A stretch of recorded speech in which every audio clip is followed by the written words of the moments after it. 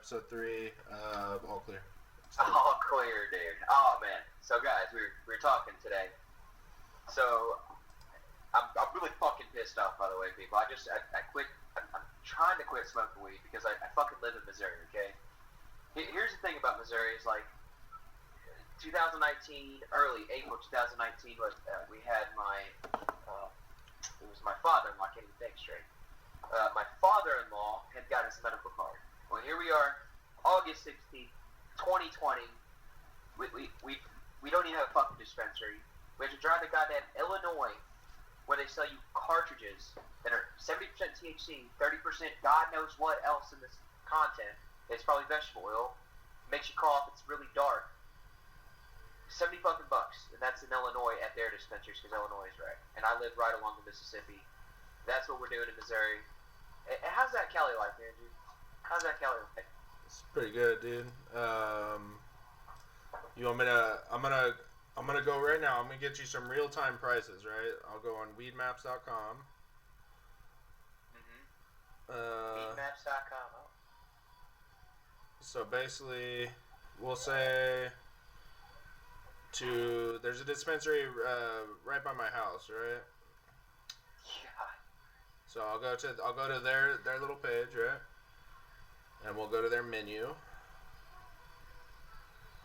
And we'll go to vape pens. So, are you ready to be really pissed off? No, I want to hear that there is a God somewhere in a fucking somewhere. Okay, so for this name brand, right? Like it's verified. Of course, lab tested. 80, top of the line. it's 80 to 95% THC. The cartridges vary depending on strain and stuff like that. For one gram is $27. So wait, 80 to 97%. So what you're saying is they took the drip straight from their little apparatus. They set up like a Bill Nye the Science Guy shows you how to do it.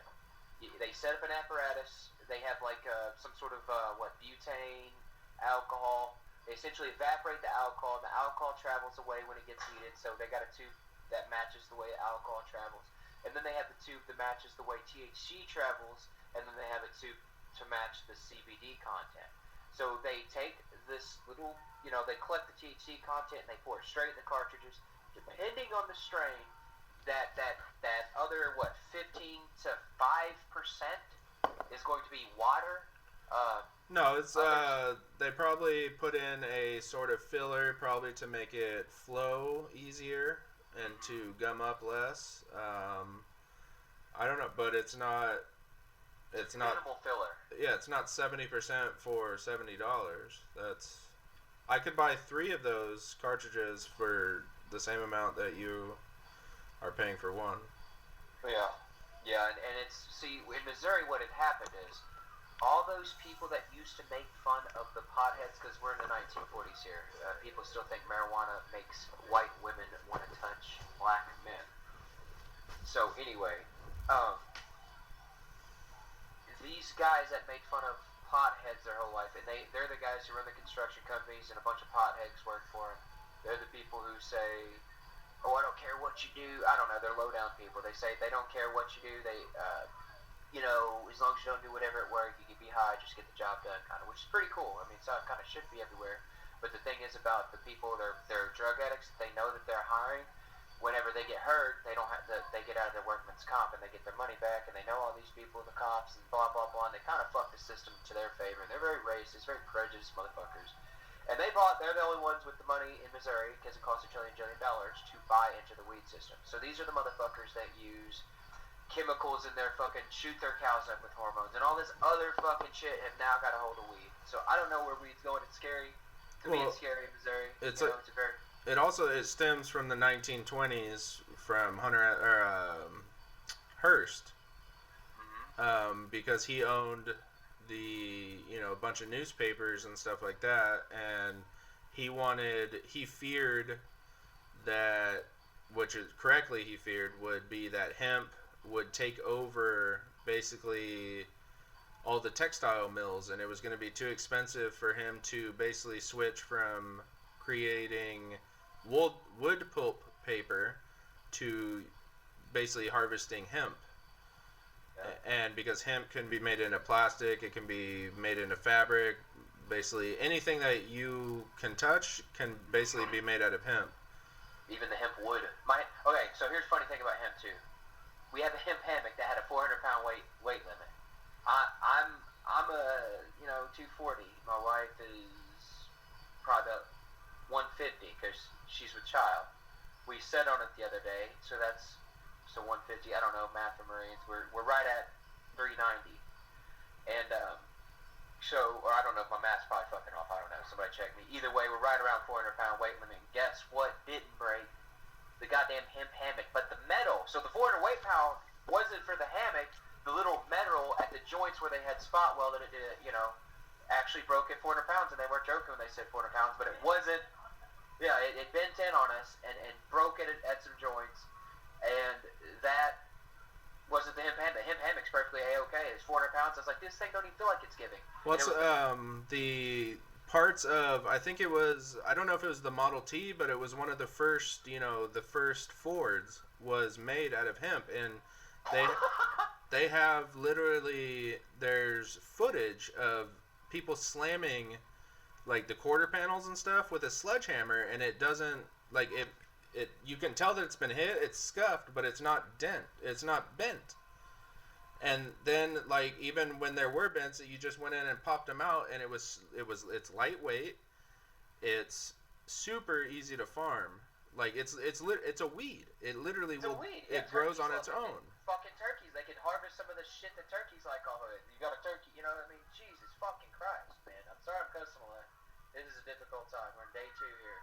At day 2, it's not even like 3 days deep, and I'm already ready to flip shit because of the rules. Because I think about that making white women want to touch black men. That might have been the 20s. It was on a Joe Rogan thing. That's where I learned that. Well, it was created by Hearst. He put out anti-marijuana propaganda saying that it would make black people crazy. It would make the women want to fuck black people. That's fucking they're shipping black people, by the way, and And it made it through Congress, and that's not even like, we're talking there's medical, for how many years were they like, marijuana has absolutely no medically proven, medicinal effects. And it's like, you're fucking crazy, dude. People have been using it for cancer for years. Yep. And Israel has the leading research, and because every one of their motherfucking civilians have to go kill some shit because Lebanon's always trying to blow them up. So that's what they do in Israel. They get high. Well, and also, now I think our generation is starting to get change enacted. Like, I went to, out here, there's a bunch of different, like, marijuana veterans organizations, and I went to one meeting there, the congressman was there, and he was like,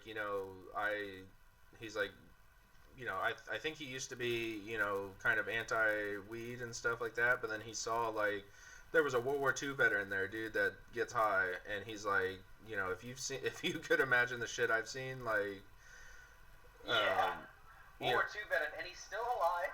Yeah. He gets high and he's still alive. I mean, so that just, Well, that's the thing, because it's not reefer madness. It's not everybody that uses marijuana even ever smokes it.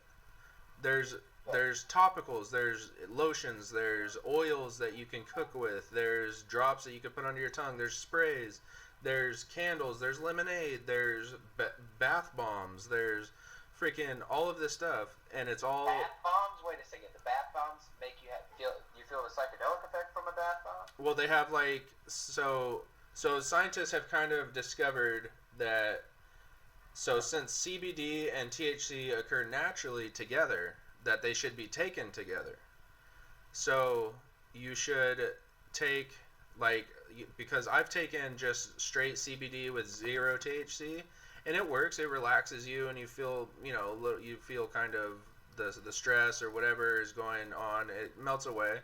It does help. But if you add just I think my perfect blend is like a 4-to-1 mix.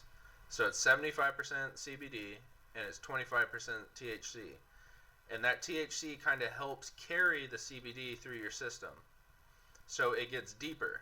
and it's not even so much a psychedelic. It's just you feel more relaxed because of the CBD.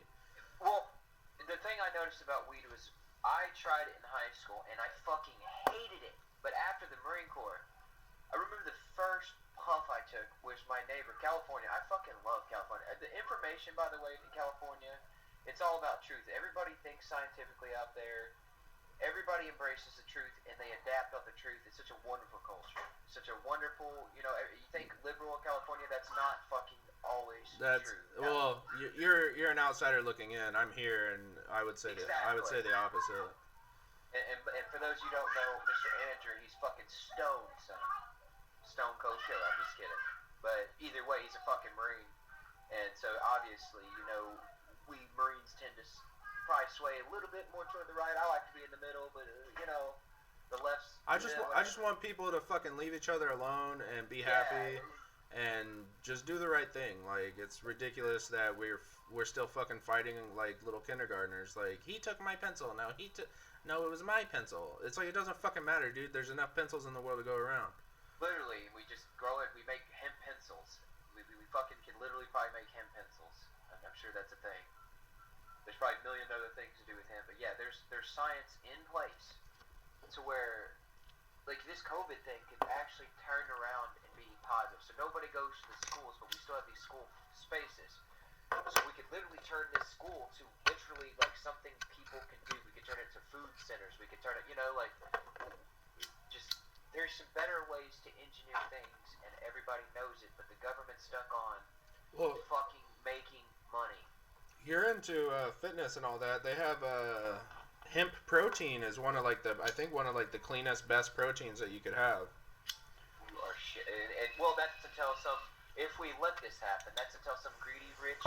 But see, there's no CBD, there's no THC, because hemp is a completely just dormant plant, right? You could grow 1 million acres of hemp and not get a single bud of marijuana that would give you any medicinal purposes. Why is that illegal? That's like because of Hearst, who wanted he controlled the paper industry, and basically he didn't want to retool everything for hemp. Okay. When in reality, if he would have embraced hemp, he was a billionaire as it was. If he would have embraced hemp, he would. He's a billionaire, by the way. Yeah, he would have been probably the richest person to ever live.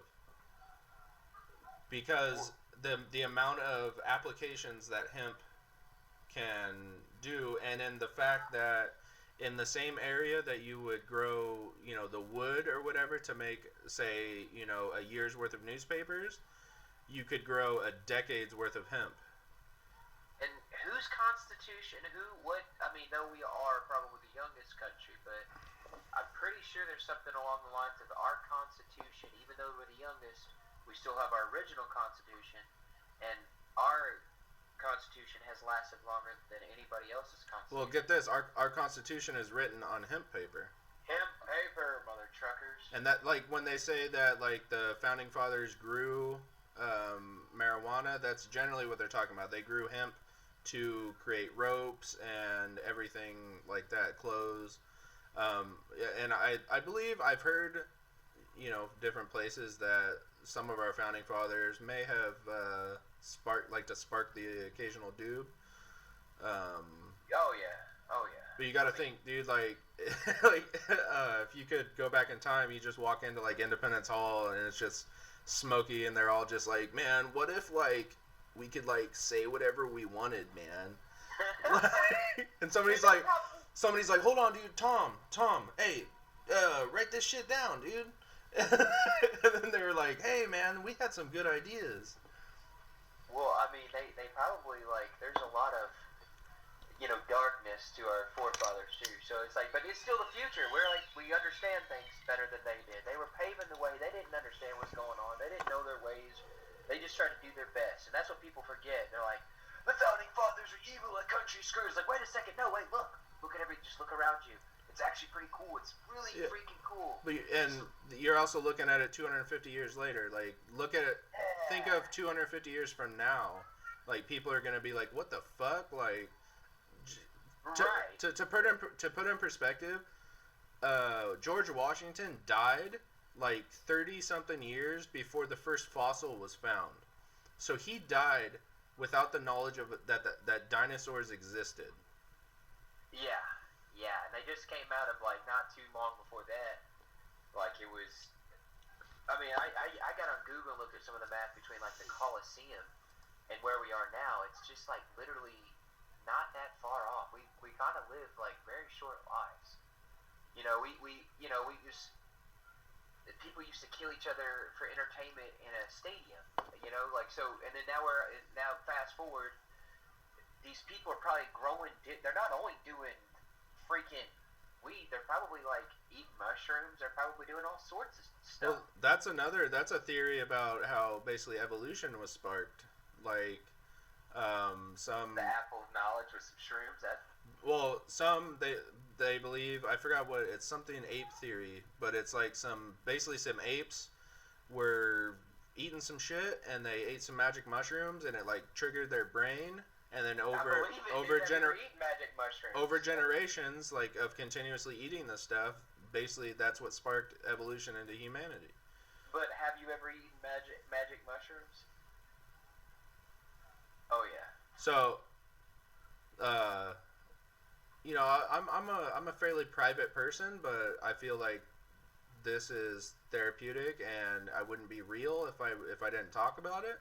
Exactly. But so the truth has to come out. I've eaten mushrooms on 2 different occasions. The first occasion was, and dude, fucking statute of limitations is up. It better be, but it was on pre-deployment leave before Iraq. Oh wow. And it was 4th of July, and I was like, somebody had some, and I was like, fuck it, dude. Like I was like, I got 27 days left of leave. Like nobody's gonna. That was the only thing I did, right? And so I ate them, and in my mind, I thought that I was getting ready to go to Vietnam. To go, like I thought it was the 1960s, because we were listening to classic rock, and we were having like a barbecue and like doing fireworks and stuff, and I was like, yeah, it kept coming up into my mind like, hey man, in like 2 months you're gonna be in Vietnam. And then I'll be like, wait, no, dude, it's 2008. And then I was like, oh shit, I'm going to fucking Iraq. You're going to war. That's like Vietnam is your childhood movies. It felt like a movie. Like it was the scene where like you're sending off party to go to for your tour. Yeah, which was back then was to go die. We're Marines. Everybody made.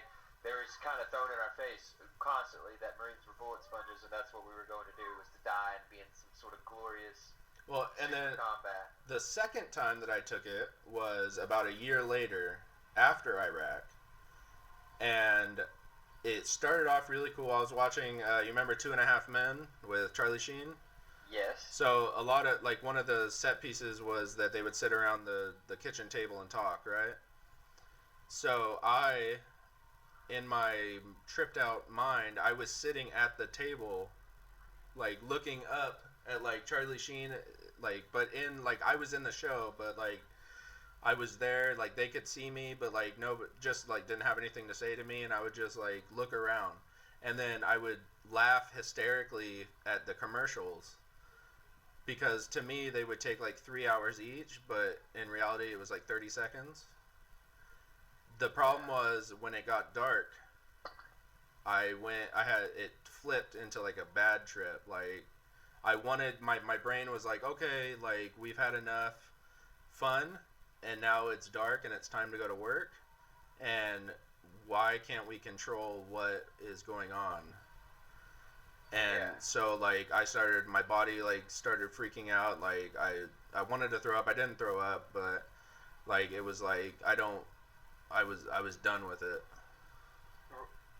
That's the difference from when I did mine. Like, I waited until I was 25 because I read that's when your brain's done developing. So I was like, I don't know what would have happened if I would have done mushrooms before Iraq, dude. That's fucking insane, dude. You got some balls, son.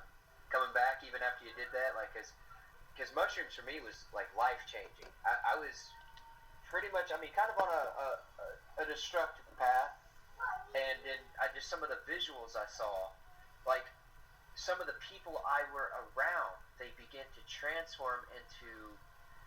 It's not that drastic, but how they. My judgment of them, I guess. I mean, you would say how they really are, but it's really how your judgment is of them. And the people that I held the dearest looked like angels, and the people that ended up being no good, and I knew were no good, but you keep them around for whatever reason or the other, looked like little freaking demon people. Like, and it just, but you think about, it removes your ego, and you could think about, for me anyway, I could think about what the core of what my problems are. And then, so certain people that were a problem in my life began to transform into demons. And it didn't scare me, per se, but I knew that I had to push them away. And then so that's what you would call kind of getting into a bad trip. But when I got away from these people, and got into a more, you want to do it with somebody you trust, but more trusting thing, I began to see, like, after the Marine Corps, I struggled with a lot of, like, self-hatred, but then I looked they say don't look in the mirror, you'll see what and I looked in the mirror and I could, like, okay, I like what I see. And then to me, I could understand, like, the Big Bang Theory and the circle of life. I think that's where that shit came from. I don't know if that's where that stuff came from, but you have a thought that everybody else who has ever eaten mushrooms has had this same thought, and you can kind of feel a connection to God, if you will. I don't know what you'd call it, but it's like somebody else has done this before me. And you think of these music and these songs. It feels like it doesn't feel wrong. It feels like you're kind of like you're more of kind of your primitive side of, like, the shaman comes to the campfire and he gives you the tea to drink, and you drink it, and then you go on your spirit journey, and then you come back and you kind of you remember what the gods told you to do, and and what your purpose is, and how to basically live your life. But I think even stronger than my mushroom trips, even though not as long, was I can't eat edibles. Edibles they destroy me. Edible weed, right? So I was camping once, and we had a campfire going, and there were some guys singing. They had brought guitars and stuff. It was all veterans, and I'm sitting on the bench, front row, right next to the fire's probably, I'd say maybe it's within 5 feet, right? And it's going pretty good, and I had eaten way too much edibles, even for, like, probably a normal person, like. Because, like, at, like, 3 different times within, like, 10 minutes, somebody's like, hey, man, you want some of this? And I was like, yeah, fuck it. And I fucking took it. And it was, like, that feeling of, like, I'm in a safe space. I know I'm not driving. I know, like, you know what I mean? Like, if I need to go to sleep, my bed's right there. And so I ate it, and I'm sitting there. And probably an hour and a half after I ate it, dude, it, like, in my brain started going through, like, a hallway. And there was doors coming up, and I would stop at each door and I would open it, and it would be like a memory or like a lesson that I had learned in life, right?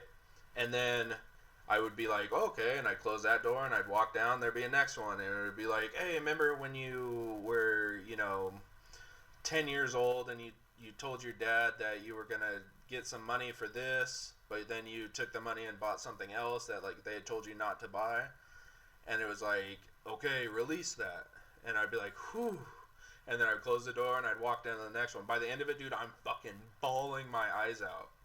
Damn, dude. And plus, with the background, the music in the background, the people, I feel that I'm in a safe environment. Plus, I know that at least, like, half of us are tripping. Half of the people there have eaten some form of marijuana. Yeah. But I'm sitting next to a guy who I know for sure he's a former police officer. So get this guy's story. He was a Marine, and he deployed to Vietnam in the mid 70s, basically after like the combat operations had stopped, right? And he felt kind of screwed out of his experience, his like Marine Corps combat experience. Yeah. Sounds familiar. So he became a cop, and like he was a prison guard at like San Quentin in like the early '80s. He was like a cop. He got stabbed. He got like shot in the back of the head. He like showed me all these like scars on him, and he's like, yeah, I got shot here. Here I was sitting on the subway. I was like undercover, and they made me, and they shot me in the face, and it was like, holy shit. And then he's like, he went to Afghanistan as a contractor with a Marine. He's like, I will go if I can be with a Marine Corps platoon. And he said that he needed to like finish his cycle, right? Like finish the life cycle of. He went to Vietnam, but he didn't do really combat stuff. So he needed to go to combat and take care of Marines. And so he was the law enforcement. What do they call it? Like the LEP or whatever. The CLEP, civilian law enforcement, like professional or something like that. CLEP. And he would, contractors, right? Yeah, he would train the police and stuff like that. But he was telling me like they'd be on patrol and like somebody take a pop shot or something, and he'd be like, "Well, are we gonna fire back?" And they're like, "Oh, the rules of engagement say we can't." And he'd be like, "Well, I don't have to follow the fucking rules of engagement." And he would go over and like basically pick fights for his Marines. Oh my god! What a dude. But you needed one of those in our team. So I'm sitting next to him, right, and I forgot what song it was, but it reminded me of Vietnam. Basically you would hear it in a Vietnam movie. And I asked him, I was like, "Hey man, like when you came home, like did people spit on you and like call you names?" And he's like, "No, by the time that he came home, like that stuff was kind of late '60s, that when the hippie movement was real strong and stuff like. But like by the time he came, he's like, now don't get me wrong, there was nobody there like celebrating us coming home, but he's like, by then we learned not to travel in uniform." You know what I mean? Like, but he knew a lot of guys that had basically, would, like, be in the airport in their uniform, and people would spit on them and shit, and they would go into the bathroom and put on civilian clothes and throw their uniform in the trash just so they could get through the airport. And, dude, I started fucking bawling. And I'm, like, telling her, and I was like, I want to tell it, like, I need to tell you, like, welcome home. Like, some people, Yeah. I was like, some people haven't forgotten, like, and I was like, I feel that's how, these current things are. Like, yeah, there's nobody at the airport really spitting on you, calling you a baby killer, but people still think it. You know what I mean? And there's no. That's what's good about Missouri. They're pretty good about that here. That is what's the only good thing about Missouri is. But they don't give a shit about your problems at the same time. Yeah, and it's even the people that are like, "Hey, thank you for your service." Like, I would say the majority of them are just doing it because, like they're trying to like store brownie points. Like they're trying to like get that point total up of like good deeds. Yes, but there's a whole thing about the good deeds that it doesn't really count if you don't mean it. And I don't know if you get this a lot.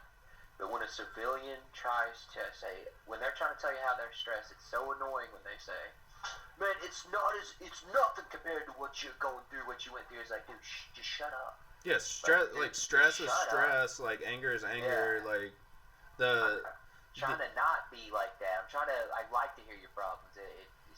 I can start to relate to you. I can start acknowledging that these are normal problems, and then maybe I could start. And like I have. it's like there's no way to really explain to them like yes, if you experience some of the things that people in the military experience as you right now, yes, you would be really fucked up. But if you we go through the training, we are taught how to disassociate with what's going on. We are taught there's a reason I would very rarely call home in Iraq. It's because it would take me out of the headspace of possibly, getting hurt, or, if, say, somebody that I talked to at home brought up something and I was thinking about that instead of the patrol that we were on, if I was worried about a bill that, that somebody couldn't pay, and like thinking of like how could I get money to them, I might not see the wire in the road, that fucking takes out the the truck behind us, or makes my gunner get shot out of the turret or something like that, Yeah, exactly. And then but the key thing is like with the magic mushroom trip, the very first magic mushroom trip, that's what you do when you first get out. You try to make people understand. You try to regain what you lost. But when I ate those magic mushrooms, I had a key memory that I started actually going forward was, dude, you signed up and you knew, and they told you that nobody was gonna, and you knew nobody was gonna understand. Like, it's just like some of the things that go with the territory. But when you say that I'm going to do something and experience things that nobody understands, because that's what people tell you, the other vets, before you even go to boot camp, you want to arise to the challenge, and that's part of life. And then and I was like, there was in my head, like, this is life. Duh, you have to have the bad days to have the good days. This is what you asked for. This is, it's like it's a decision. You can drop the ball and let it keep you down, or you and I guess in a way, just get back up, and you carry stuff with you, and then you realize that it's just gonna stay with you your whole life. Well, it's nobody's job to have to understand you, and it's not your job to have to understand anybody. Mm-hmm. But I think the big thing when guys get out, and girls, whatever, when somebody gets out, is that they feel like they have to conform to society. When in reality, that's not going to happen. You have experienced too much. You've maybe learned some, like maybe civilians have learned the same lessons, but they haven't learned them the way that we learn them, or to the extent that we learn them. Like that, accountability, right? I used to I think I still do, when I see, like my 8-year-old son has like his gaming system, like his Switch, and I find like his games laying around, right? And it's like, dude, like you don't even realize, like I forgot who I was explaining the concept of dummy cording to somebody. Like somebody had like dropped something or like left it behind, and like we had to go back and get it, and I said like dummy cord, and somebody's like, what's that? And I was like, well, in the Marine Corps, if you forget something, you literally have it tied to you, and you have to take it everywhere until it becomes second nature, that you are supposed to always have it on your body. And I was like, I've seen people get dummy corded to each other because you're supposed to have a battle buddy and you don't, and so now you two guys are tied together until you realize that everywhere you go, somebody has to be with you. Yep. And then and that stressor makes you get creative. So these things that we gone through, and that's what I had, is like, the one thing veterans have to do is realize, because you've experienced that most veterans, there's a lot of veterans who do make a normal life, but there's most of us have to get creative in how we go about our life, like going to the store when nobody else is there, at key times, and all these little things, these little rituals that we have to come up with. It kind of makes it fun. You get into your own little routine, working for yourself. Like I can work for people, and I work for people really well, but if somebody is not on the moral area that I'm in, I have to part ways a lot. There's a lot of breaks that I have to take because of whatever, but I've managed to be in a nice house and blah blah blah. Well, that's like for me, like if I come up and I butt heads with somebody, right? Like I don't really, if there's like two people and they come up with two different ways of doing something, and like I'm involved in that, I'll be like, yeah, do whatever. I think they could both work. But if I come up with an idea and I share it, like me coming up with an idea and me sharing the idea is two different things, right? So yeah, I have ideas on a lot of shit and like how to fix things, but I don't share it. But when I do share it, it's generally because I think I have experience in this, or I think that it's probably going to be the most efficient way, because we were taught to think efficiently. Like fucking, would you want to would you carry fucking, do you want to carry, extra ammo for this gun or this gun? And it's like, well, I think efficiently we could carry, say, if you took if you had the choice between carrying 2 cans of 50 cal ammo or 6 cans of 240 ammo, I would probably take 6 cans of 240 ammo because the 240 can be employed more ways than the 50 cal can. Sure can. Even though it might be a little bit heavier, but I think if I'm gonna use it, like, why not have more of it? You know what I mean? Like, yeah. Me, on the other hand, would take the 50 cal because I can't shoot the 240 worth of shit. Like, I wouldn't hit shit. I'd be ineffective with that weapon. So I would choose the 2 cans of 50 cal because I can make that last. Well, that's the thing. And I think that's also a problem that I ran into in the Marine Corps was if I, like, everybody wants to, we had too many chiefs most of the time, not enough Indians. Because everybody, like, say, on our second deployment, if somebody gave a brief about, and it, like, with a loadout, and you said, well, we're going, you know, into, say, the jungle, I don't need, you know, this, or I might not need this, but I will need this. You know what I mean? Like if you go in the desert, you probably don't need cami paint, right? If you go into the jungle, you most likely will. Same thing with, you know, say you're going into a jungle, you probably don't want to take the Mark 19. Heck no. Because of all the shit that's in the way. But I wouldn't even take the 50 in the jungle. No, I would take 240s and saws.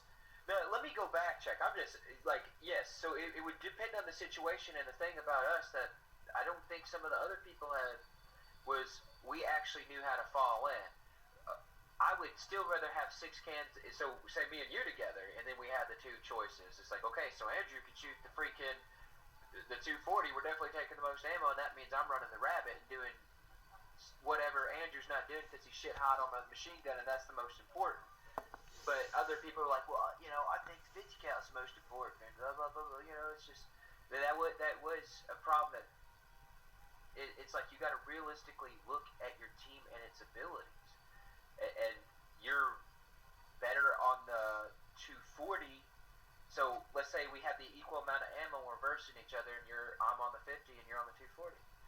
You're going to beat me you're better at the 240 than I am with the 50. Well, so that's the thing, though. That's why we would go with the 240. Situation dictates, because if it's open ground, then I'm fucked. Because of the 50, you're gonna eventually walk on and get me.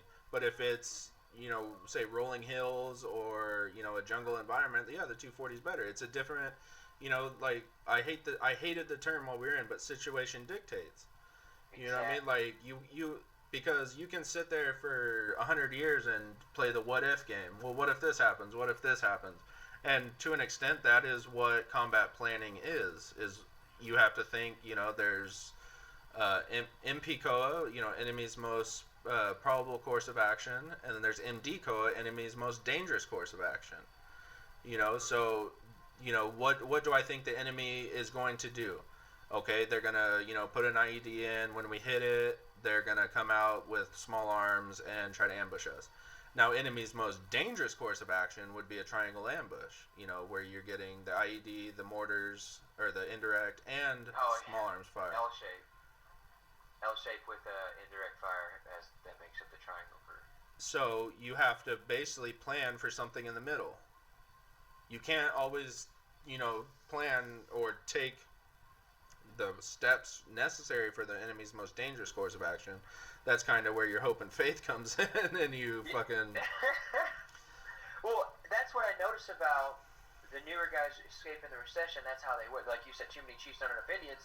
They would literally, no, I could do this. It's like, that's why we went to those firing ranges to see who's better at what, and we never got to, you know, we were there at the firing ranges, they all, like, died out. So it was just, you know...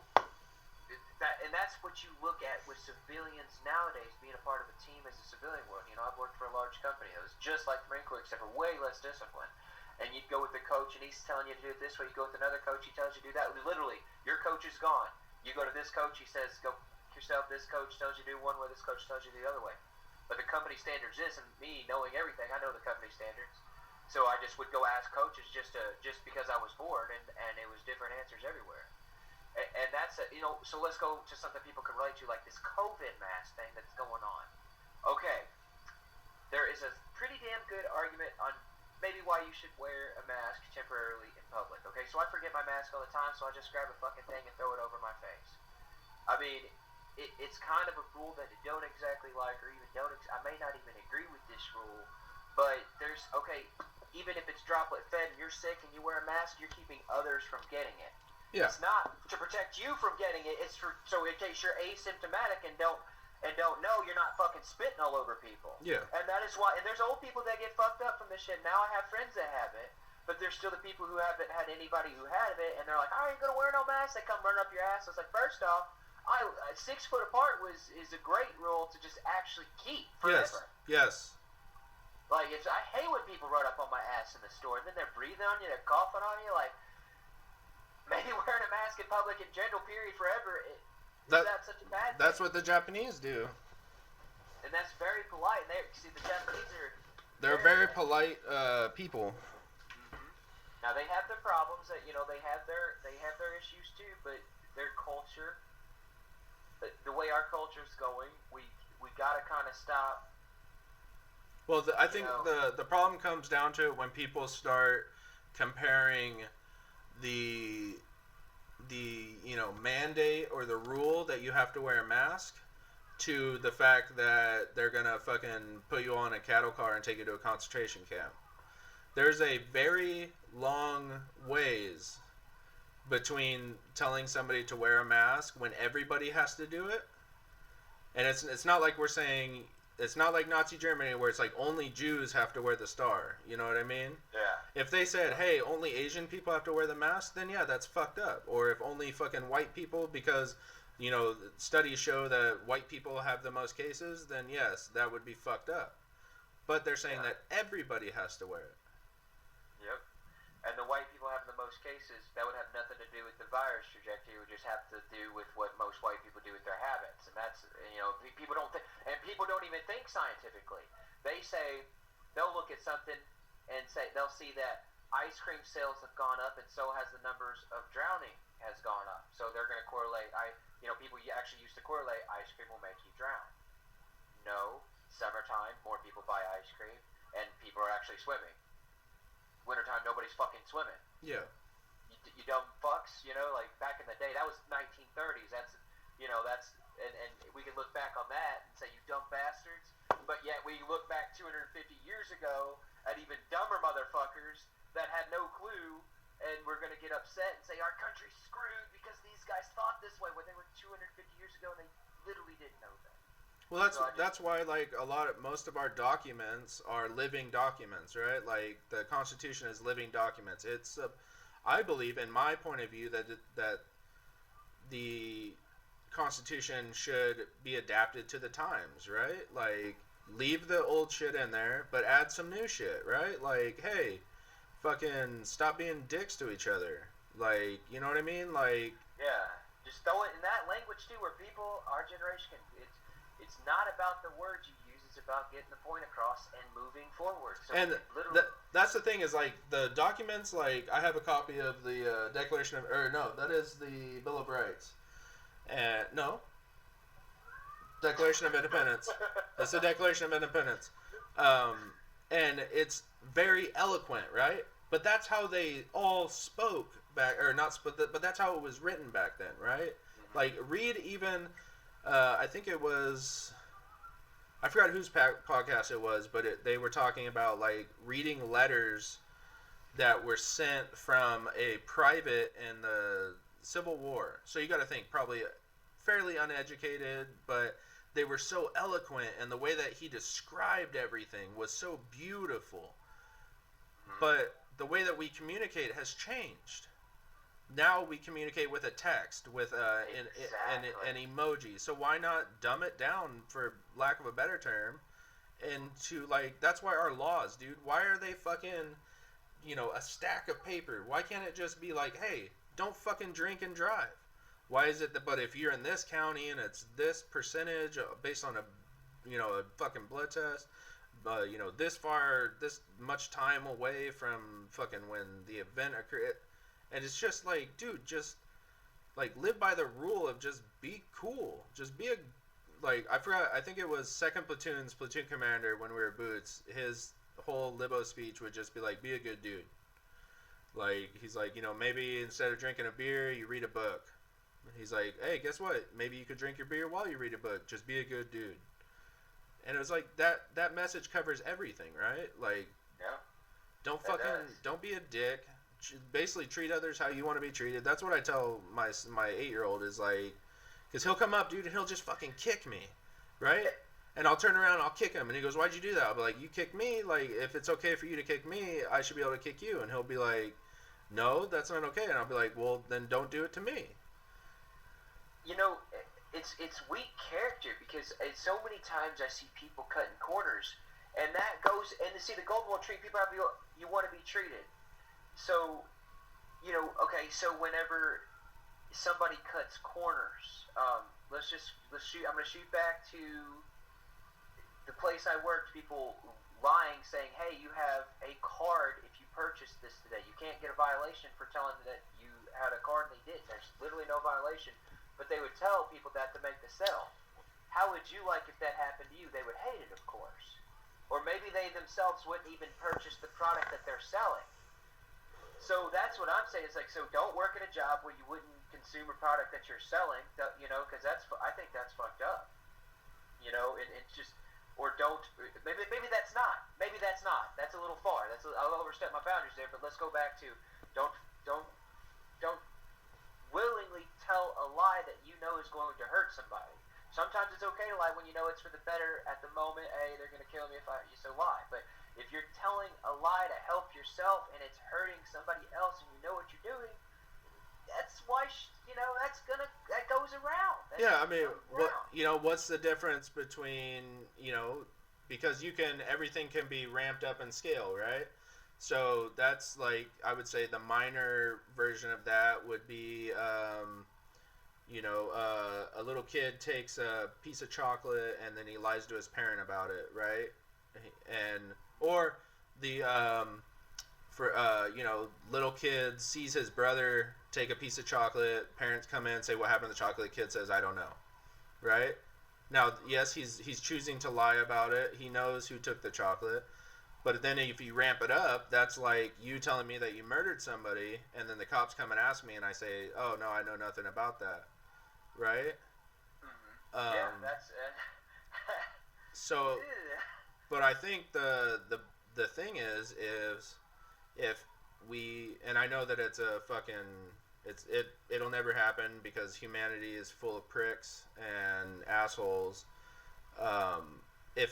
Just think of it, if everybody looked out for each other, if we lived like a tribe, you know what I mean? It literally says this in several religious texts. Several religious books say things along the lines of, only the true fool, is the person who speaks and does not try to speak wisdom onto others, as in helping everybody. It literally says this in religious texts. They figured this shit out thousands of years ago. It's basically like, if you know something, you should share it, right? Like, if I know how to, plow the field faster, but I choose not to tell the guy, my partner or whatever, so that I could be done quicker and have more time off, like, that's really fucked up.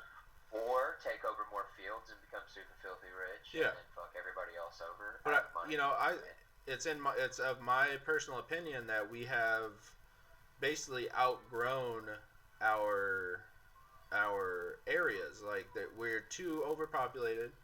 We have too many people to basically have a functioning society, because there's, basically if you get 100 people, some of them are going to be assholes. It's just a fact. You're not going to be able to just take 100 random people and not find somebody who's a piece of shit, right? And that's why I'm kind of now I'm not saying a super intelligence like fucking Skynet, because that's a fucking movie. But there could be a system, a robotic AI system that could be taught some actual human morals. That would be the only thing. That's getting deep. But that's the problem, though, is because then you run into the old adage of situation dictates, right? Mm-hmm. Because, for instance, say there's a guy, you come up on an accident and a guy got hit by a car and he's bleeding out, and you know that he's not gonna fucking make it. Say that the femoral is squirting, right? And he's got 90 seconds. and he asks, "Am I gonna die?" You would say no, right? But if that robot was watching you, he would say, "You lied to that. You know, that's immoral. You lied to him." Well, you're gonna have to program many of those somehow. Program many. That's probably what they're working on. Is I think that's the problem is situations. how can a human mind come up with a program when even the human mind is not perfect? One human. It's like have you seen Multiplicity with Michael? I have not. So I think it's from like 1993 or something like that. But Michael Keaton basically he has kids and a wife, and he's just stressed out. He's like a architect, or he owns like a construction company, and basically, if they don't get the job, they're gonna basically go under. So he's at work, and like a scientist comes up and like tells him like, "Hey, I have cloning technology," and he clones him, right, so that he could have double the time basically. And so he finds that it works really good, but there's still some issues, so he clones himself another time. So now there's 3 of him, right? And then the other 2 realize that if they were to have a third clone, then they could have more time off to do whatever they want. So they go and they clone themselves. But the problem is you can't make a good clone from a clone, right? So man. he comes out all wonky and like special needs and like fucking basically like. So, isn't that true with plants? You can only clone plants so many times, like by snipping off the top certain plants. I know you can clone marijuana. Well, yeah, I mean, but it's like you might making a copy on a copy machine from a copy. The first one might come out cool, but if you try to make a copy of the copy, you know what I mean? Like the further down the line you get, the worse it's gonna look. So, I never actually explored that depth of science. Actually. Well, it's like just you've played Telephone, right? The game. Yeah. Just think of it with. So I come up with a thought, and by the time it's 4 people down, it's something completely different, right? Even though I said, the phrase to that person, it's and somebody's in their brain, it gets lost and it gets translated differently. You're right. Yeah, that's a very and that's kind of like what is going on with society is the interpretations of situations are occurring. We watch it happen all the time on social media, and our regular media that we watch, it's like watching Fox News and CNN. It's day and night, it's too well, different. and nobody, I think the problem, a big problem in today's climate is that there is never any clarification, right? So nobody wants to admit they were wrong or amend their statement to to reflect new information, right? So basically, the biggest thing that we could talk about here is politics, right? You have Democrats who say, fucking, I will vote for anybody except Trump. And then there's Republicans who will say, I will never vote for anybody except Trump, right? But there should be, logically, there needs to be a middle ground, right? There needs to be you need to be able to give information that supports your point, but also be able to take in information that supports the other person's point. And that's basically boils down to having a civilized conversation with somebody. Right? Like just think for a minute, right? If you come downstairs in the morning and your brand new carton of milk had been left out on the counter, and that maybe you had a bowl of cereal, you had the munchies or something, you had a bowl of cereal, but you also know that your wife likes to have a glass of milk. So there's no real, you can't really point fingers completely at one person. But now you go to war over who left the fucking milk out, when all you have to be is like, hey, it could have been me. There's a chance that I did it, and I'm sorry. And then you go, hey, there's a chance that I did it too, so I'm also sorry. Let's go buy some more milk. Instead of being like, no, fuck you. You left the fucking milk out. And then somebody goes, well, you had your cereal after I had my milk. And you go, no, fuck you. Like, you're not willing to listen to it. It's fucking children, dude. Yeah. So let's just. That sounds like the most. I mean, we could talk about our most recent war. Now, how we're pretty positive it's over oil, right? I mean, is that, are we all buying that? Is that? Let's just go with that. Let's just. I would say that the oil didn't hurt. I think that it was basically a land grab, right? Like, it was like, hey, we'll go in, and I think they underestimated how hard people would fight. I think that they thought that we would probably roll in and take down Saddam, and then we would be able to either put in like a puppet government, or we would just keep control of the area. But I don't think they thought that, the insurgency would pick up the way it did, or to the extent that it did. But it was over something. Yeah, because if it was over, so.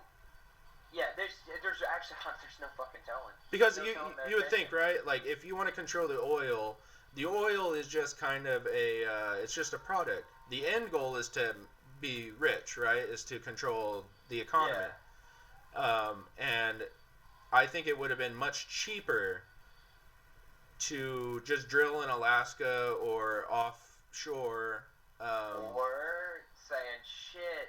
The way we thought when we first invented cars was like 100 years ago, and it wasn't actually the most effective way for our race to live, because the detrimental effects that this shit's gonna have because of our population crisis. We could literally just while maintaining our fun, while it would literally give everybody else some stuff to do, is just revamping some stuff, like in general, and not getting caught into. I don't know. I'm asking a lot, I guess. It would be a lot of work to start focusing more on public transportation again, instead of everybody owning a car. Because let's think about the population, or some more efficient self-driving cars. But I just. So from what I just found, the U.S. has paid about $6.4 trillion in the war on terror, right? And to say that that's all over oil is to assume that if I were to take that same $6.4 trillion and invest it in oil, or in, say, an alternate form of energy, or more rigs, off the coast of Texas and Florida and stuff like that, that I wouldn't make more money than we did in Iraq, right? Like, or in Afghanistan. Because I don't believe Afghanistan, their major trade is opium, right? It's not even oil. No.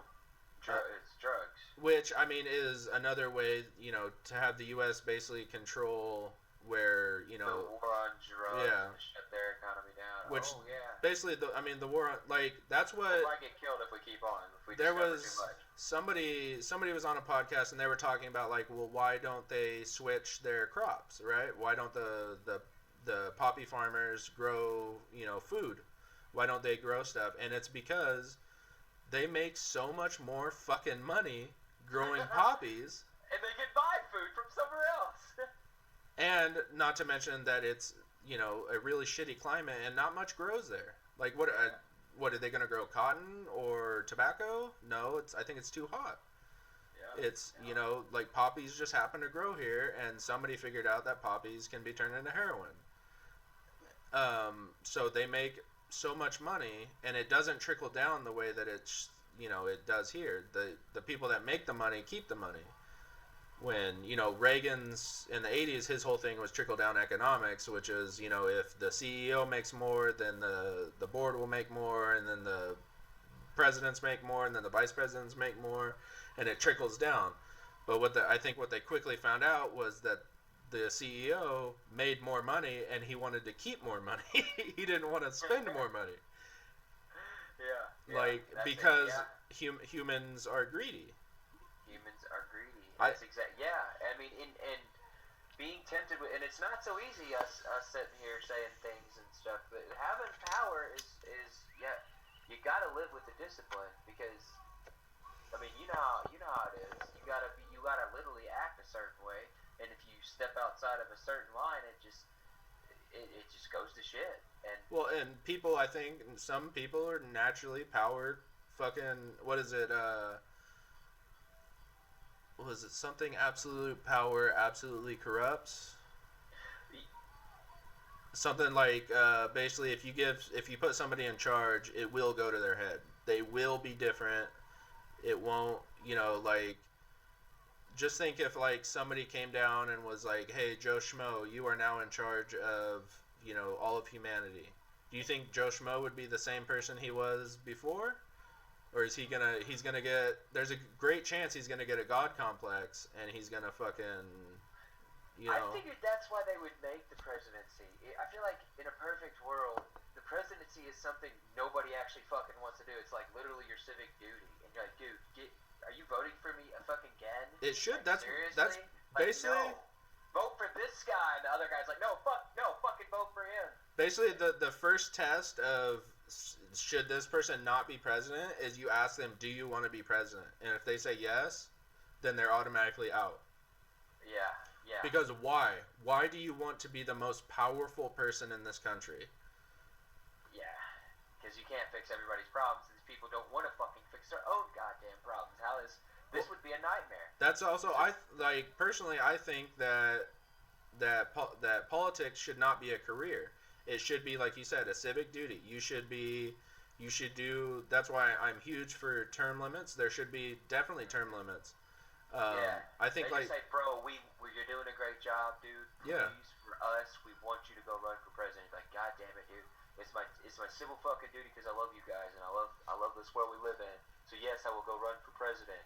And then meanwhile, vote for this guy, or just be fair and be like, I'm going to engage. It's only 4 years. I'm going to engage and do my absolute best because it's gonna sap whatever life you have out of you. And after that 4 years of your presidency, you should be granted fucking some serious vacation time and like, okay, bro, you did your time. You go to the island for however long it takes to get back to normal, or it should be basically like, okay, we'll say you're you're in the Senate, right? And so it's like, okay, your term limit we'll say is 8 years. So after your 8 years, you go back and you do whatever you were doing before you were a senator. So you're a lawyer. Go back to practicing law. You don't get a pension. You don't get special treatment. Well, I mean, you might get some special treatment in your hometown, but there's no reason that you should, fucking.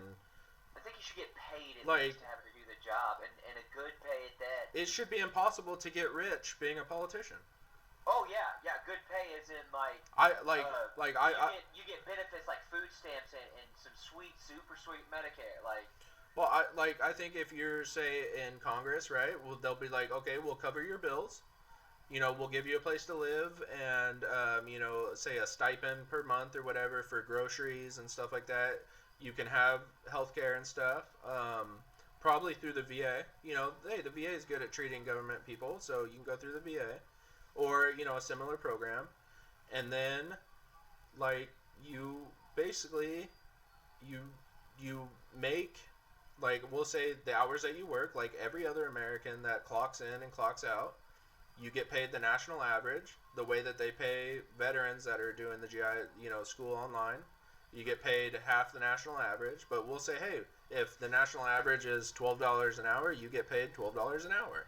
Sure, what if everybody just served in the military? The military doesn't mean you have to go to fucking combat or, like, let's just say, that's a whole nother topic is mandatory service because it works. It works. And by the way, people, if you didn't know, we are on a rock floating around a giant ball of fire. I've said this before, but we're literally floating around a giant ball of fire. This giant ball of fire is going to blow to shit, and we're all going to die at some point anyway. So I feel like knowing that that's going to happen, maybe we should... Oh, and aliens, there's the cigar-shaped asteroid. I mean, hasn't there been confirmed aliens? I mean, I know I looked really heavily into the cigar-shaped asteroid. I don't believe anything I see online. I don't want to talk about shit because it could be all fake. The government has, I think, they're not shying away from it as much. They are starting to confirm because there's so many high caliber people that are saying that I saw aliens. There's fighter pilots. There's world-renowned scientists saying that this is a possibility. But it's like the sun. which is going to burn out. It's a fact. The sun will burn out. It's following the life cycle of a star, right? Whether it's tomorrow or it's in 4 billion years. The sun doesn't give a shit. But it expands every year too. Yeah. But it's Mercury because it's following following the life cycle of a star. Mm-hmm. And I think they're saying that it's something like it's like 4 billion years we'll have until the sun basically can no longer support life. But before that 4 billion years is even up, the sun expands every year too. So it's going to expand. Okay, so in a couple billion, is Earth still going to be livable? I don't know how fast it's expanding or whatever. I took a very basic physics class, and I do know the sun's expanding, and there are theories that Mercury, I believe, whichever one of the closer planets, used to be kind of like Earth until the sun got so friggin' huge. And there's also a moon outside of Lake Jupiter that's pure H2O ice. It shoots volcanic ice into space, which means there's a drastic heating source, and this moon is literally all H2O ice water. So theoretically, there are geysers at the bottom of these ice oceans that are warm, that's water. Which would mean life. Yeah, it would mean that it would need like a heat source to cause the change, the molecular change. But it's like, you know, the asteroid that is, you know, 100 million light years away, it doesn't care if you have a nail appointment next Tuesday. If it fucking hits Earth, it's gonna hit Earth.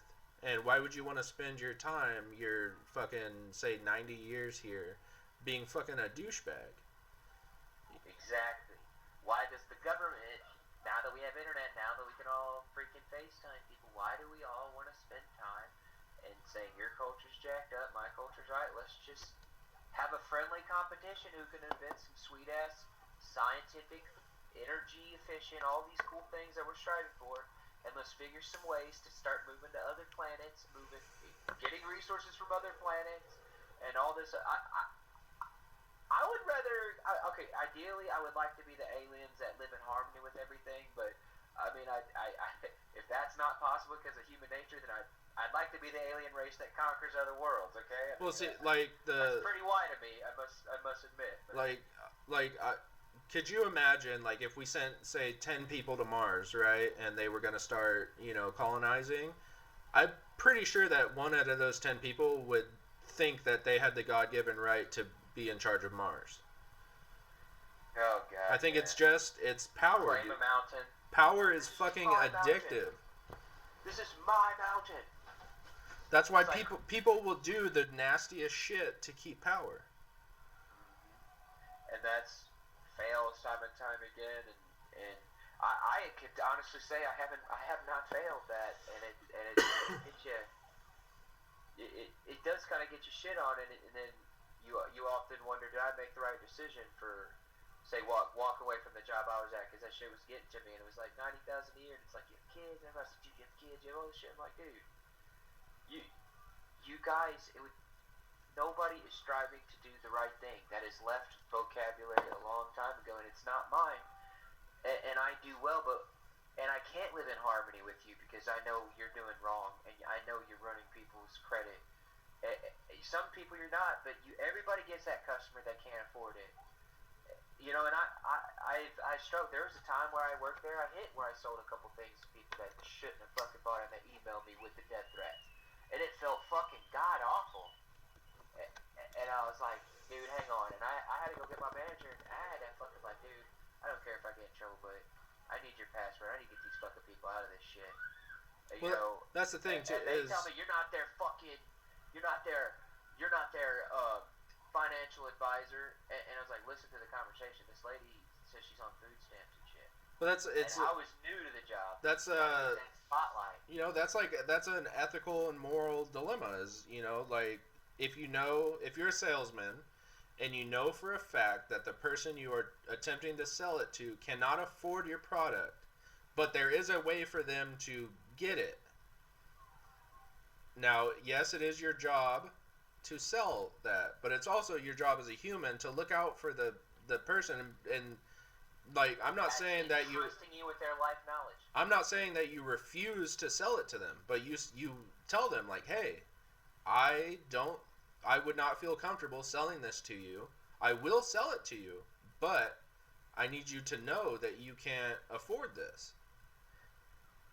Yeah, based off what you told me, I do not recommend this product. You tell me you can't afford they don't, and I have to tell them constantly, like, maybe back years ago, you were able to adjust prices for people, and that's why you hear these people got their TV for this much, and these people are getting screwed for this much, and they put a stop to that and just made a universal price, and there's jack shit I could do but talk to you about this product, and there's, I say jack shit, but there's a lot of, I get creative, and to creative to the point where I get customers, dude, there's a fiber thing right here. I know I can get fiber. This technician knows I can get fiber. I was like, go get your neighbor. Okay, goes gets his neighbor. I was like, if I set up an appointment for, can I set up an appointment for a technician to actually come at your house? But when the technician gets there, he's not going to set it up at your house because you already have it set up. He's going to set it up at my homie's house, guy. And then he can just enter all the credentials in the field. He's like, yes. I was like, okay, you have that technician's number? Yes. Okay, keep me on email. Email me every day at this time. I'm going to hammer this technician until he picks up and arrange this. It took me a week. I hammered this technician. He emailed me just like clockwork. He emailed me. I said, hey, yo, I got to do a call back. Hammer this technician. Just hammer this technician. Finally picked up. I said, hey, bro, I got a plan for you. I'm just a dude in Missouri, but I got a plan. I got 10 people on the line right now. And ended up getting a sweet-ass fiber cell out of it, and I ended up, I got this buddy who wants fiber. He emails me, I got this buddy who wants fiber. I got this buddy who just, hit the block, and all of a sudden I'm getting just, showered in sales, so it... Well, that's, the old saying, it takes money to make money, right? If you say that you found a workaround for those 10 people, if each one of those 10 people tells 3 people, then that's potentially 30 more clients, you know what I mean? Like,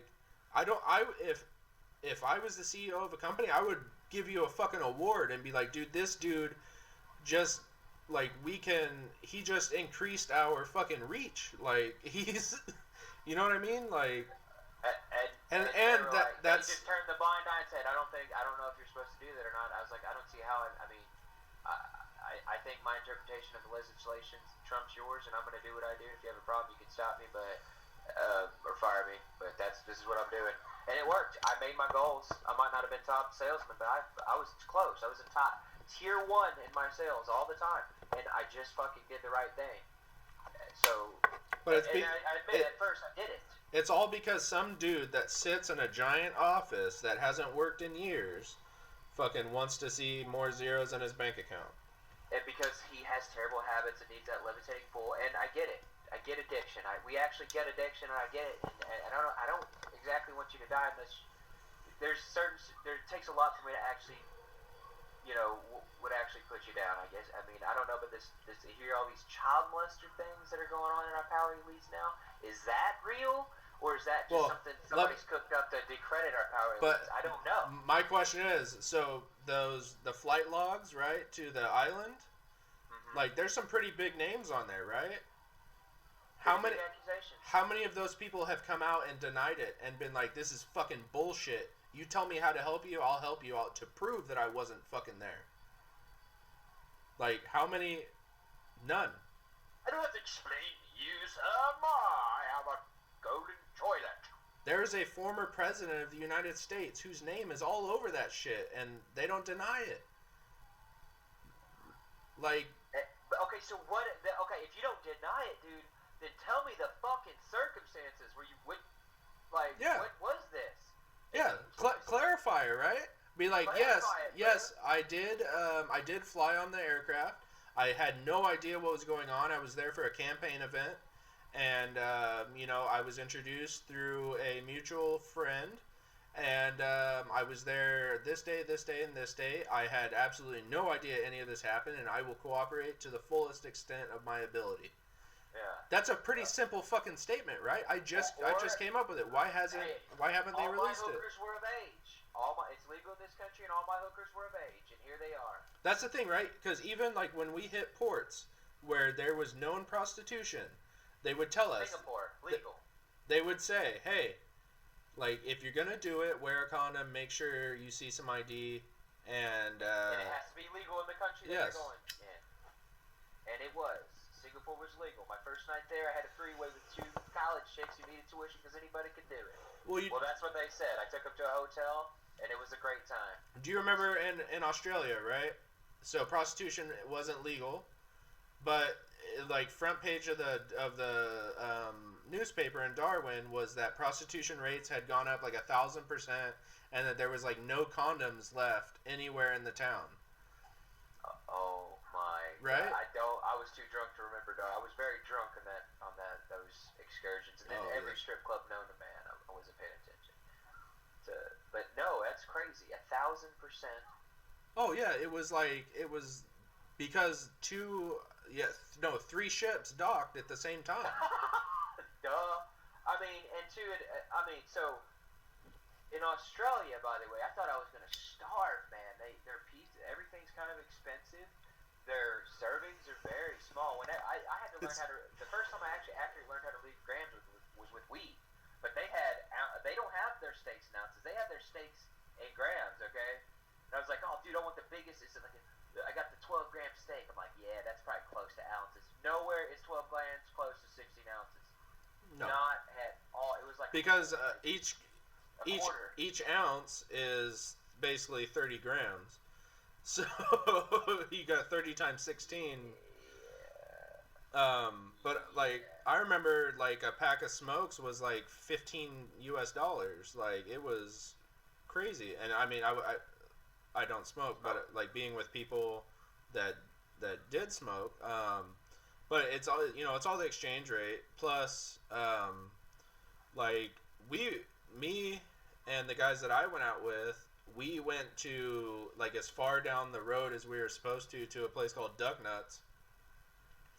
And we basically, like, one of the guys I was with wanted a margarita, but the bartender didn't know how to make a margarita, obviously, because he's Australian. And so he was like, he told my buddy, he's like, until you say that I get it right, you can have all of the rejects, right? Like, too much of this or not enough, this. So the guy I was with was getting fucked up. Like, we got fucked up on a discount, man. Like, and then by the last 2 days, I think we were waiting for payday, basically. And so we just went to their liquor store because, their liquor's sold separately from, like, everything else. They have totally separate stores. So we just went and got a liter of Coke. No, we got the 2 liter of Coke and then a bottle of whiskey, and we just mixed them and walked around and just got trashed. But like, the Australian people were so nice. Like, dude, I know, and they were like, Tits Out Tuesday's a thing in Australia. That was so awesome, and they were nice. And let's go to prostitution. So let's put our minds in Australian girls. Okay, so I mentioned that their economy's kind of rough for a reason. So what would you do if you were in Australia? In Australia too, everything is backwards.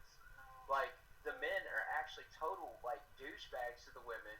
The women were buying me and Joel drinks at the bar, and it was very backwards in a lot of ways. I think so you got these nice ass American men that treat you like gold. Well, and then you can make a little money on the side. I think have a little fun, because we were, told, like, we had brief after brief telling us, like, hey, you're in a foreign country.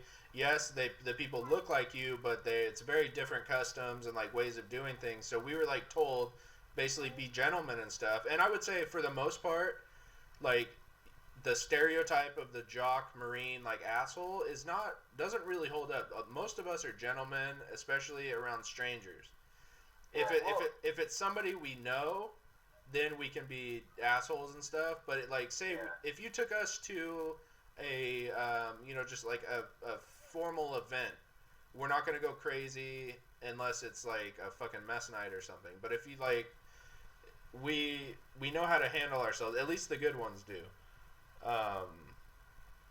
But I think that the women after we left Darwin were probably, I would say the economy probably was doing really good.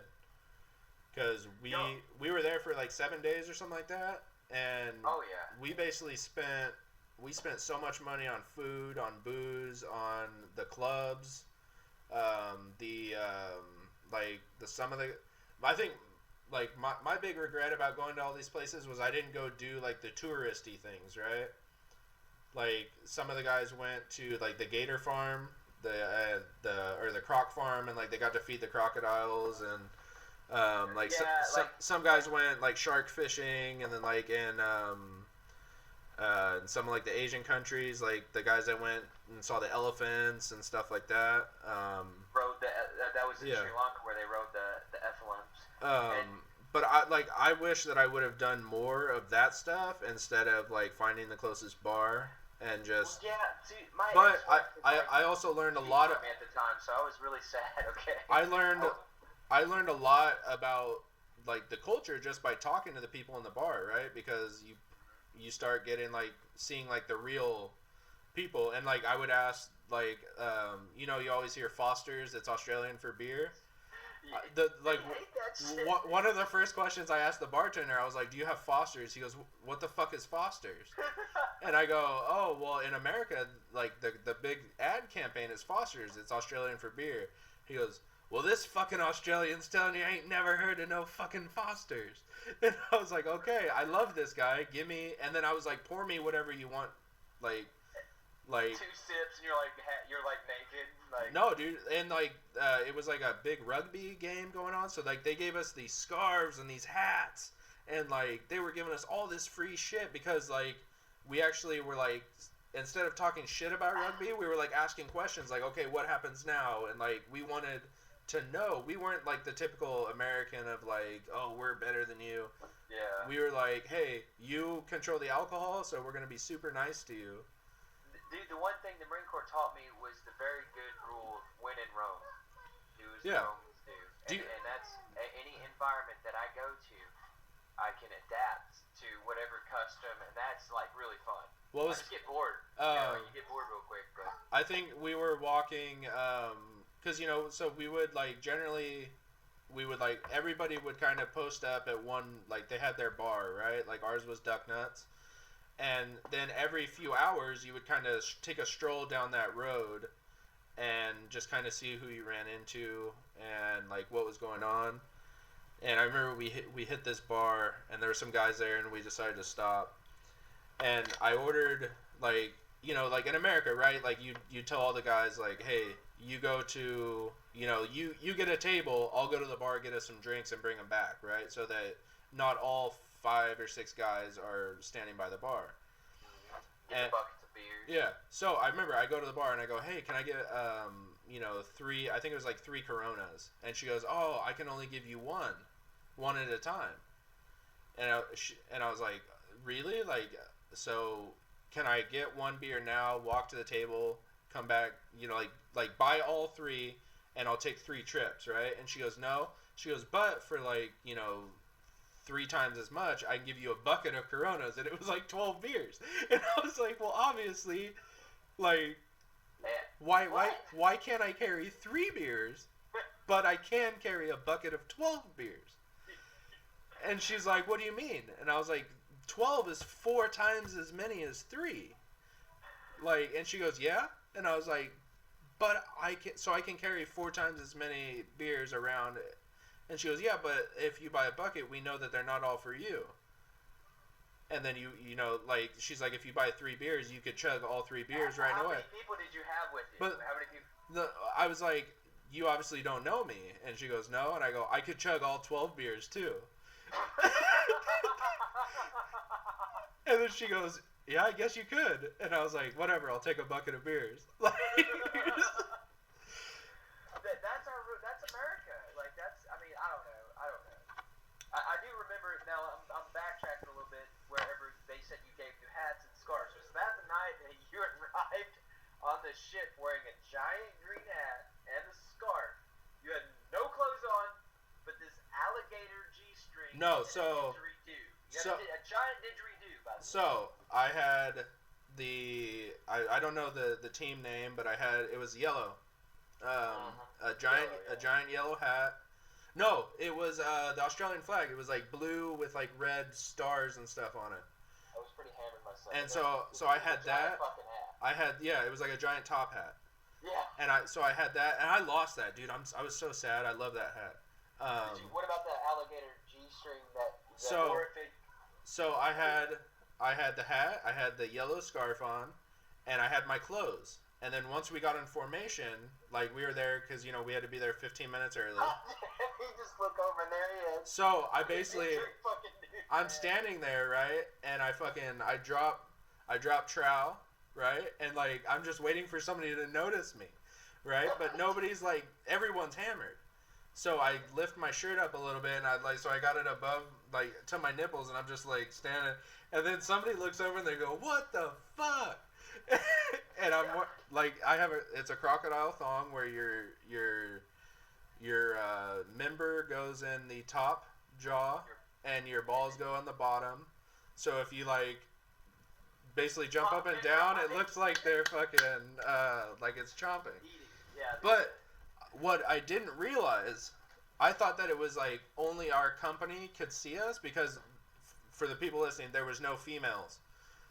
And then I realized that I'm on a flight deck on a U.S. Navy ship about eye level with every building in fucking Darwin. And and I have a giant didgeridoo, which is actually, it's a giant fucking horn for those of you who don't know it. Like, so think of like Gimli off Lord of the Rings, when he blows that giant fucking horn on the second one, and they ride the horses. It's a Google. I love the internet. They can just fucking Google what a didgeridoo is. I bought this with the intent of learning how to play it. I cannot even make it make a noise. Yeah, I never could figure mine. I lost mine. Oh my god, that's it. But it is like, dude, the sounds that come out of these, like, you can feel it in your heart, dude. It's like that and like bagpipes. Like, tell you what, eat mushrooms and listen to didgeridoo music. You will meet the gods. Oh, dude, we're gonna have to make a movement to legalize, like, just the government probably should. If you really think about the war on drugs, if education was taught right, so then people would make conscious decisions on what drugs they put in their body. Not only that, but you're gonna have dispensaries. Jobs will open up for people who are good at making drugs, and safer because you're not cutting it with unknown shit. And to my people who enjoy meth out there, think of somebody makes a meth thing that still has that they figure out all the shit. It's called Adderall, dude. Well, right, Adderall. Adderall is pharmaceutical meth. Pharmaceutical freaking meth, dude, and it just you guys could stop freaking doing crazy shit and making it with bullshit. And with drain cleaner and fucking acids and shit. What the fuck, man? Come on, for the love of God. Because weed's not everybody's thing, dude. And I'm lucky to like mushrooms and weed. I don't ever come across mushrooms. I haven't mushrooms. Where the fuck, I haven't seen those in a jillion years. Yeah, I haven't seen them since 2009. That was the last time I even knew anybody that knew how to get them. But I think I think it's is it Venezuela? One of the South American countries basically decriminalized all drug use, and they provide a safe place. Like if you're a intravenous drug user, like heroin and stuff like that, they provide you a place where you can go and shoot up with a clean needle under the supervision of people who can bring you back if you fucking OD. And they know how to spot the signs of an OD, and they're not gonna fucking put you in a van and drop you outside an ER and speed off because you're foaming at the mouth. You know what I mean? Yeah. If they catch it, they'll help you. But here's another thing. The third point of why this is a good thing. Fucking everybody's like, population control this, population control that. Okay? Why do you keep making rules to stop people from fucking naturally killing themselves? Okay? Let them die happy. I hate it. I would hate for my kid to get strung out and killed on drugs, but it would be because I didn't teach him right and I failed as a parent.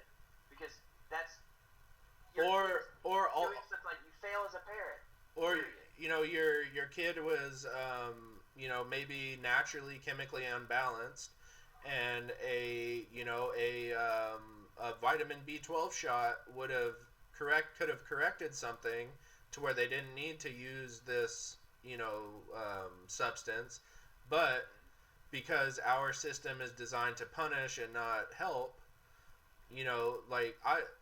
I think that if you get arrested and you're fucking strung out and you're willing to go to rehab, they should fucking send you to a rehab center. Hang on, Andrew. I actually stumbled across the psychological definition of punishment. What our society does is not punishment, because the punishment it only counts as punishment if the behavior ceases. But 90% of people who get out of prison go right back to what the fuck they were doing. That's another thing too that I think is probably gonna have to wait for another episode, but I'll say it now so I don't forget. Is that our prisoners, instead of having them sit in a cell and basically eat money, right? Because it costs, prison costs money to the taxpayers.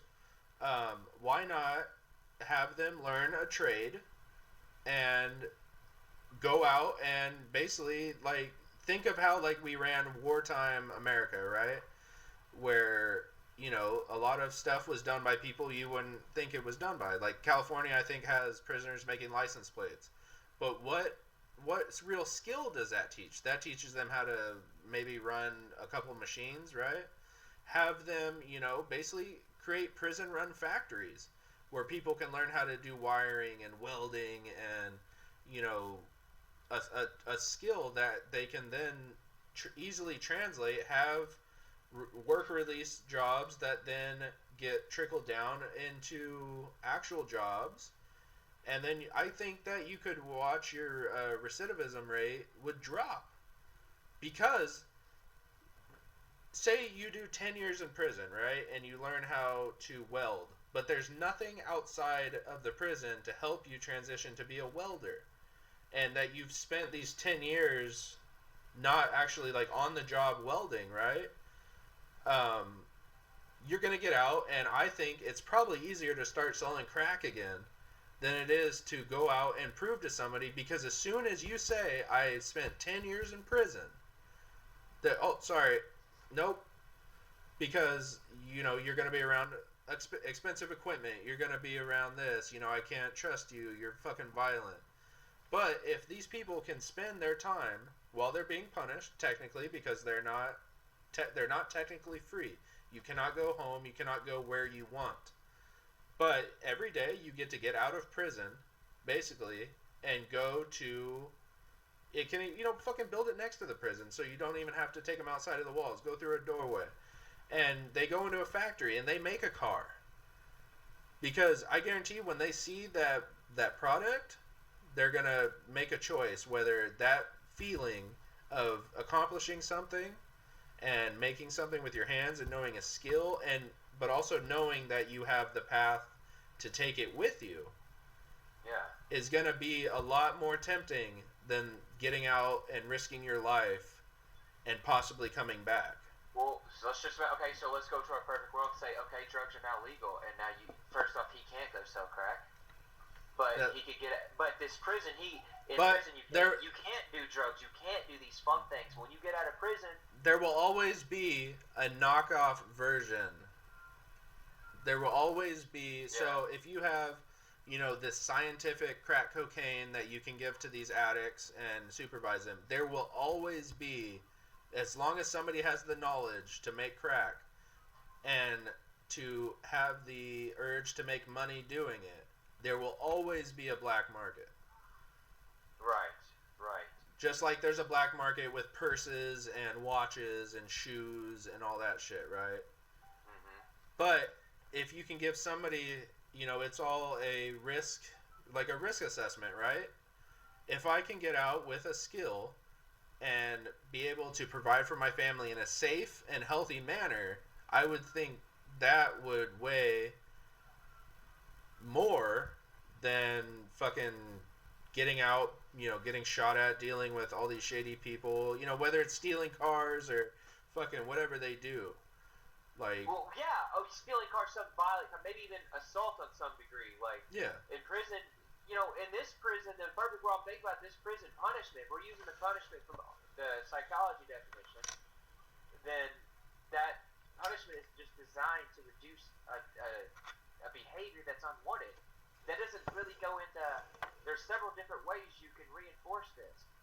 Now we have this kind of psychology, and you mix it with this other kind of psychology, which is more of an internal psychology.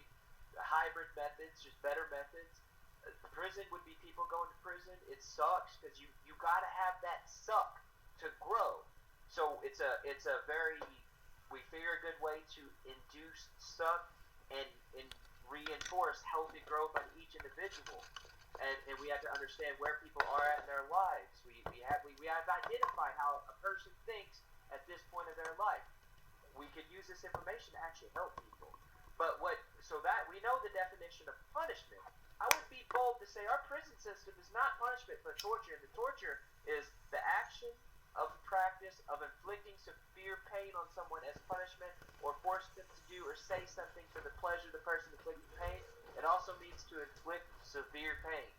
How many people from prison come out of prison and say, without some kind of like we experience, institutionalized people with some type of PTSD? Like, so how many of these guards, which there's a lot of laws now, there's a lot of things that's a lot of shit's different, and it's probably a hell of a lot better than it used to be, but they still have things like the whole locking somebody up without zero contact of any humankind for days. You know what's crazy? You know, I think if I was in prison, I would want to be in the hole because I feel better. I feel better about myself. Yeah. Because the flip side is you have to become the dangerous you again, right? Mm-hmm. Like I like get good sleep. Yeah. In my mind, I have there's two different me's, right? There's the person that you see 99.9999% of the time, right? But there's something inside me, and I'm not trying to sound like a badass or a fucking, gung-ho fucking, machismo dude. There is something, and I think it's inside most people, but I think it's been honed in veterans just on account of the training that we've done. Because remember, violence of action, right?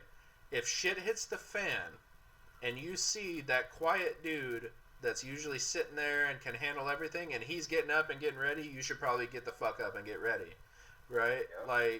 I remember, our seniors, when I would watch their reaction to things, because if they started getting, that fucking perky ear, hey, fucking get ready for something, then it was okay,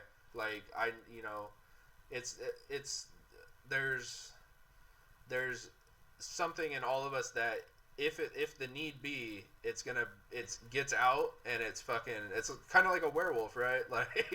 It gets out and it's just fucking mayhem, or it's like the Hulk, right? Yes, you don't want to see me get to that point because I'm not gonna be able to control that.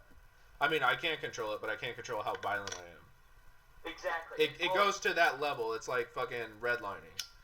Dude, I had a recent, around the 4th of July, my most recent experience is I was shit hammered drunk, and it's kind of shitty to admit it, but fucking I was driving home, and the occurrence happened at a bar that was a pretty huge trigger, and on my way home I fucking flipped.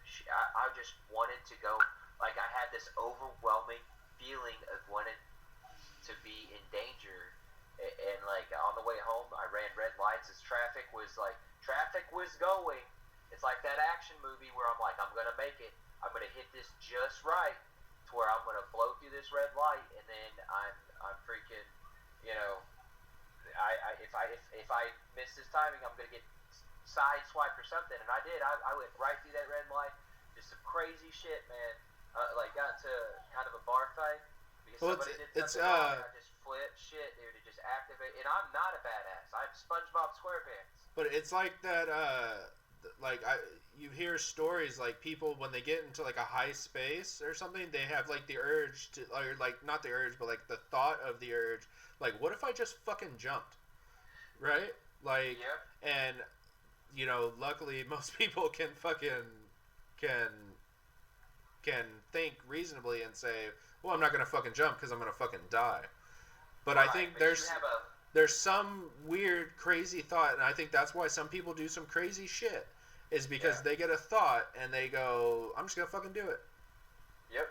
And that's exactly the thought. And then, turns out 4 days later, from the time I had my incident, we lost our brother to only God knows what. And I'm like, dude, I bet he just had, except for he didn't get lucky like I did. Well, you got statistics say that you're not going to bat 1,000. You're not going to fucking bat 1,000, and that made me take a really hard look, and that's kind of why we all reconnected and started doing this. Well, it's because you have to get it right every single time, and you only have to be wrong once. You only have to be wrong once, and that's it. And I have these little munchkins that I really enjoy my family. I really enjoy my friends, and which I don't really have a lot of friends that are civilians. I do have a lot of friends that are civilians. I enjoy my family, my brothers, sister. I enjoy them again. I rebuilt that relationship. That went to crap when I got out of the Marine Corps. I rebuilt all that. Everything is good, and now we're reconnected with my friends, and everything is good. And I just want everybody to be good, not just me. There's people that actually have these cliques that are not veterans. This is for everybody.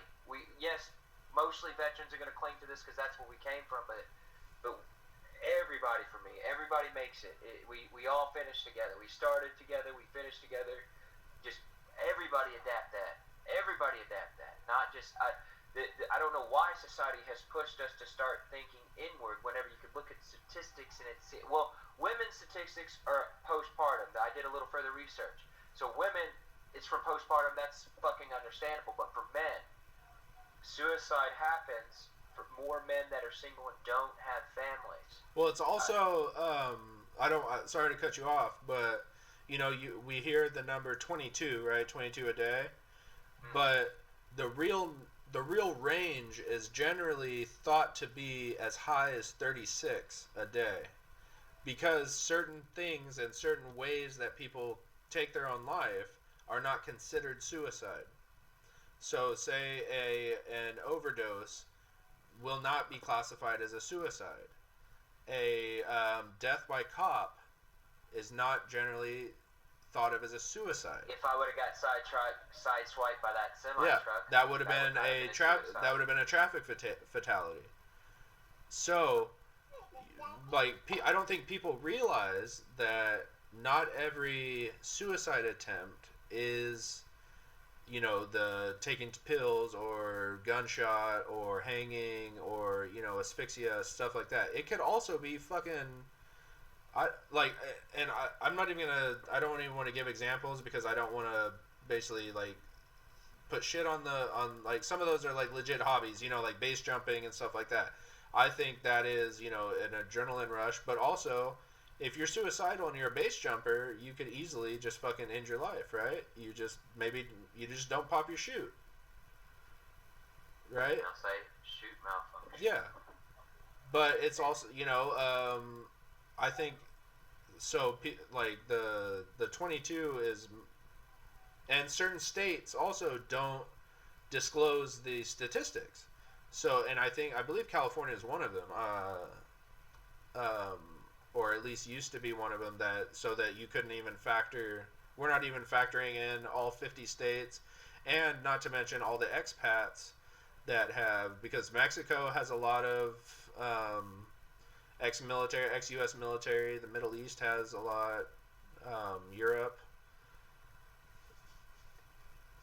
So exactly, and I don't know, man. It's just like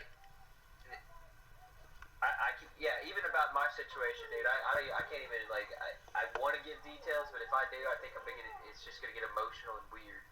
So I think we should. We're at about an hour, just under an hour 40.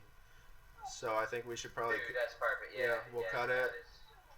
I think that is a good run, bro. Because I don't want to get into that because now that's but yeah, dude, that shit. That's another thing, and the whole. Anyway, yeah, let's somehow let's go back to let's say our exit, cut that middle part out because I'm starting to get. All right, hey, so this is Andrew, and that is Joey, and I am all clear. Joey, you clear? All clear, my dude.